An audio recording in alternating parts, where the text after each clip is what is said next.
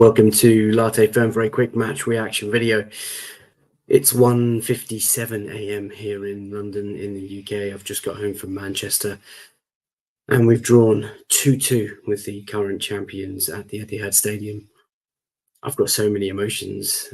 What a game, what an ending, what heartbreak, what pride, so much to talk about.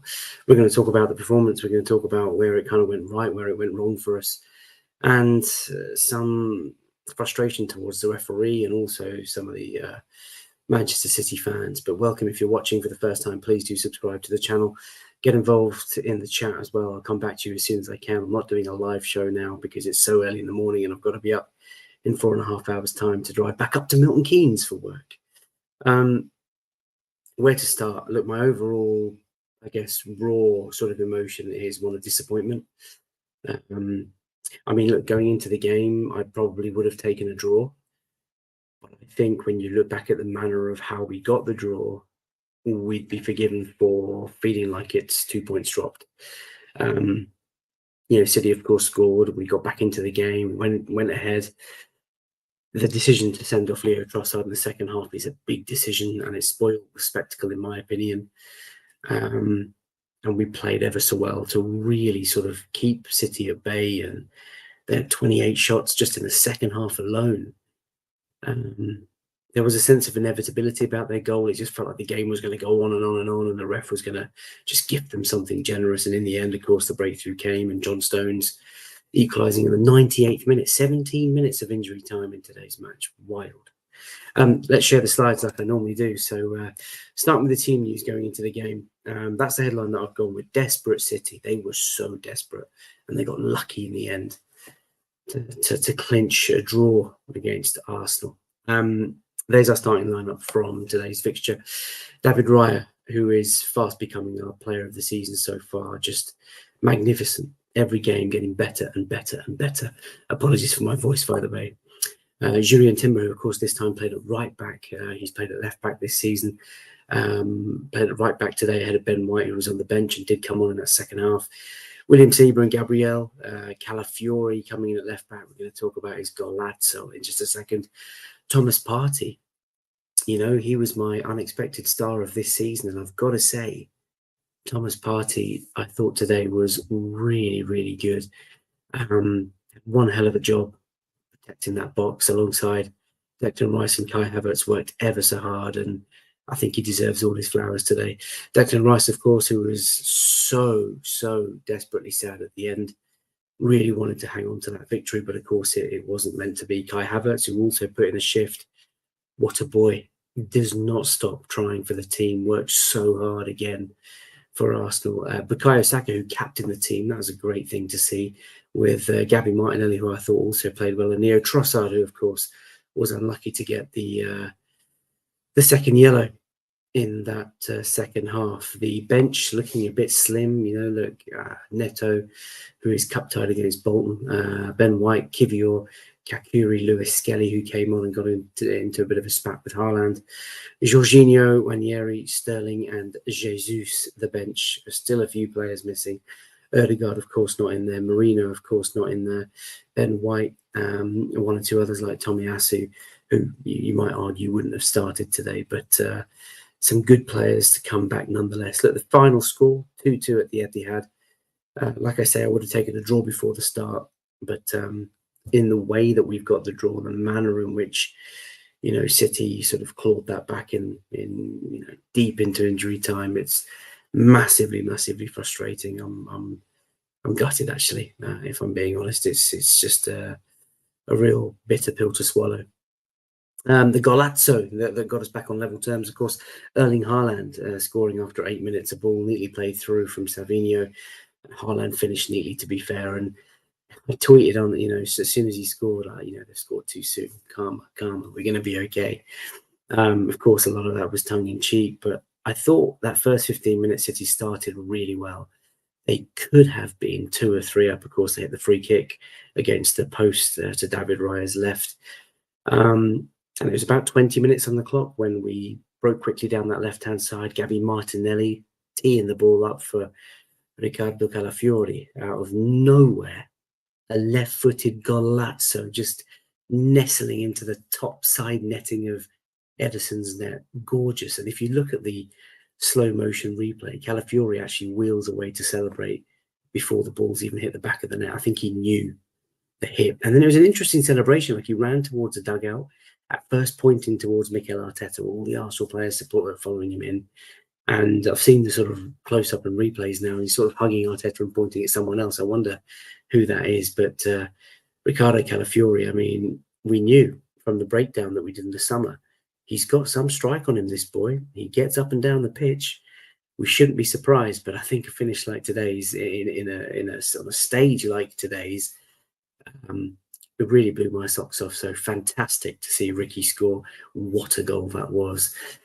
And then, much to our delight, we got a second. And this time, the king of Brazil, the king of set pieces, Gabriel Magalhães, with his second goal in 2 league games, again from a corner ball. Saka floating the ball in. I think it was Saka, although he's pictured in this picture. I don't know how that's worked. But Gabriel nodding is probably an understatement, powering the ball into the net, and 2-1 just a few minutes before half time. And at that moment, you're thinking, this is it. We're gonna do this. And of course, the key moment for Manchester City in this game, Rodri getting injured in that first half. He was waved off by the Arsenal fans, and I think as soon as Rodri went off, City's arses fell out. I mean, they absolutely shit themselves. They knew that Arsenal were going to come, and we did, and we went, level 1-1. Fantastic from Ricky. Went 2-1 up. Fantastic from Gabriel and the boys, and going into half time 2-1 up. Fabulous. And you know that City are going to come out in the second half and just come out, all guns blazing, trying to get the leveler. But even then, we were feeling quite confident going into the second half. And then the game just turns on its head. I mean, it's wild, really. I'm left feeling indignant as a Premier League fan, an Arsenal fan. Like, it just feels like such a harsh decision. Now, listen, I'm in the lower tier today, and from what I've seen on the pitch, and I've just driven back myself, so I've not seen any of the footage. At first, I thought Leo Trossard got the second yellow for a foul, for sort of bumping into or backing into the City player for a header. I then learn that it's actually for kicking the ball away, and I couldn't believe it because it didn't feel like he'd done it in the ground, and we kind of concluded that if he had, it would have been within like a split second. I think that's the talk of the timeline on socials, and it's interesting. This image on the left-hand side, courtesy of now_Arsenal, it was Howard Webb commenting on Michael Oliver not sending off Kovacic, if you remember, from the last season's fixture, and he was quoted as saying he didn't want to ruin the game. But all of a sudden today, it's the letter of the law. Don't even give Leo Trossard any sort of benefit of doubt, despite Jeremy Doku doing exactly the same thing.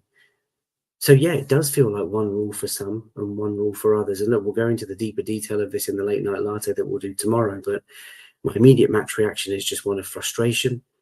It's one of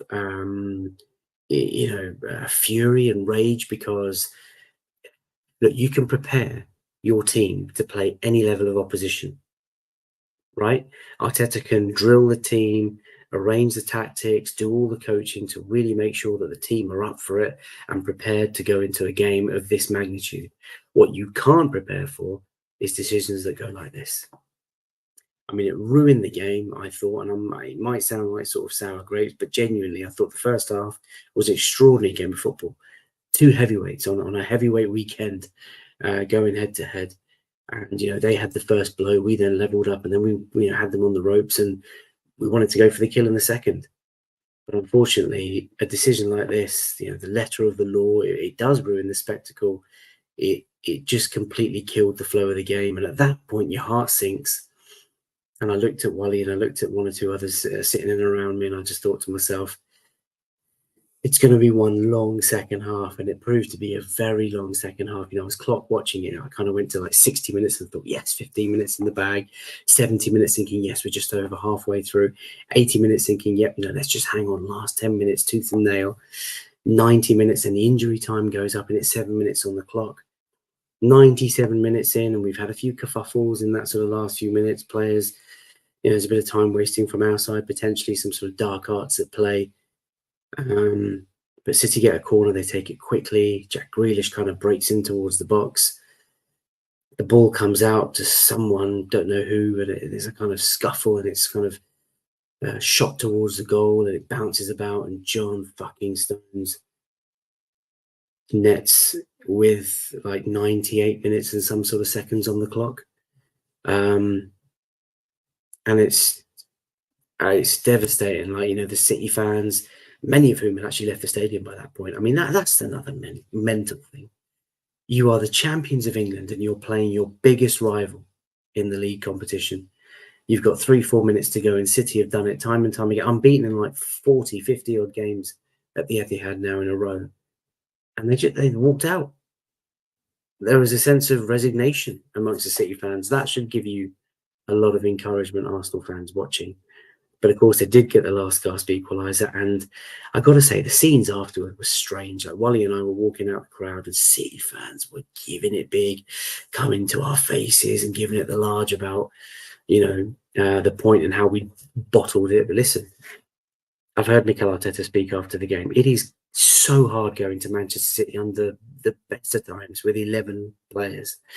To go there with 10 and to put in the defensive performance that we did in that second half was nothing short of fantastic. Like, if you watch that second half again, it was a masterclass at keeping City at bay and forcing them to shoot wayward and upwards and outwards from distance. You know, they had 28 shots on goal in that second half alone. But so many of their shots were forced, errors, smashed out of the park. I thought we did really well. And yes, there was a sense of inevitability, and the longer the game would have gone on, and had Rodri or even KDB been on the pitch, yeah, maybe they win that game. But it wasn't meant to be for us today, and I'm sat here frustrated and gutted, and obviously as upset as I am in the manner of the draw. I mean, look, it's funny, isn't it, football? If we were, let's say, 2-1 down and we scored a 2-2 equaliser, you know, it completely transforms the feeling of the game. But that's, of course, not how the game panned out. We went 1-0 down. We were 2-1 up at half-time and comfortable. We were totally on top. City's asses had gone. And that second half, it took a ref's decision to really change the entire game, the entire flow. And we paid for it right at the end, with a bitter, bitter pill to swallow. But I'm so proud of the boys. You know, Declan Rice and the boys, as you can see in that bottom left image, came over to the Arsenal faithful, clapping. They all looked so desperately sad. And we were all like, you know, head up. We love you, Arsenal. We do. Like, it was, we appreciate, we respect, we admire every last drop of effort that these boys put in for us today, because it was a valiant performance. And look, the noise is going to come. Arsenal, you know, didn't want to beat us. That's the comment from Rodri from last season, yet they were celebrating today. Bernardo Silva has also said something along those lines after today's game. All the radio talk shite, heard it all on the way home. City fans having a pop at Arsenal for being so defensive and offering nothing. I take a lot of positives from today's game. 11v11 without our skip, without Marino, without one or two others. To be fair to City, without Kevin De Bruyne. We have gone there. We've seen out them taking a lead. We've equalised. We've gone ahead. We absolutely bossed it towards the end of that first half. It took a ref's decision, a harsh decision, a silly decision, because it really took out, I think, what was a spectacle for City to get back into the game and to dominate. And they knocked on the door. It was wave after wave of attacks. It was mesmerising at times. It really was. You know, let's be honest. They completely suffocated us, completely dominated. We had like 21% possession, lowest in 20 years for an Arsenal team. But we were down to 10 men, and these things matter. And they got the breakthrough in the end, and 2-2 is the result. And listen, it's probably a fair result from a football perspective, but it's really sad that it took a decision like that to get them that. So I'm really upset, and that's just how I feel. But I'm positive. I'm full of pride. I love the effort, the endeavour that the boys put in. Really bodes well for the rest of the season. Look, it's 12 minutes past 2 in the morning. I've got to get up in about 4.5 hours to get to work. Enjoy the week ahead. It's Bolton on Wednesday. Thanks also to James Liacides, I want to say, for joining the Patreon, the Latte Firm Patreon. Just a quick shout out for that. If you want to get involved in Patreon, do so. There's a very small community there, but there'll be a Champions League home ticket giveaway. So if you'd like to be my guest to our next Champions League home game, sign up to Patreon, support the channel, of course, but you'll be one of a very small community. So the odds are in your favour. We're going to leave it there. Until next time, look after yourselves. Watch the game back again. I think it was a really enthralling game of football for a number of reasons. The first half was chaos but fun, and really sort of demonstrated our ability to take a on. And it showed also lessons learned. Like we've matured, we've bulked up, we're stronger, we're more resilient. And then of course the second half, and despite the frustrating yellow card, it was a masterclass in trying to keep a really top team at bay. And it took, a couple of minutes well into injury time and a bit of fortune on City's part for them to get level. And that's where we are. So Arsenal 2, Manchester City 2 at the Etihad. We'll be back on Monday night with a late night latte. Until then, it's bye for now.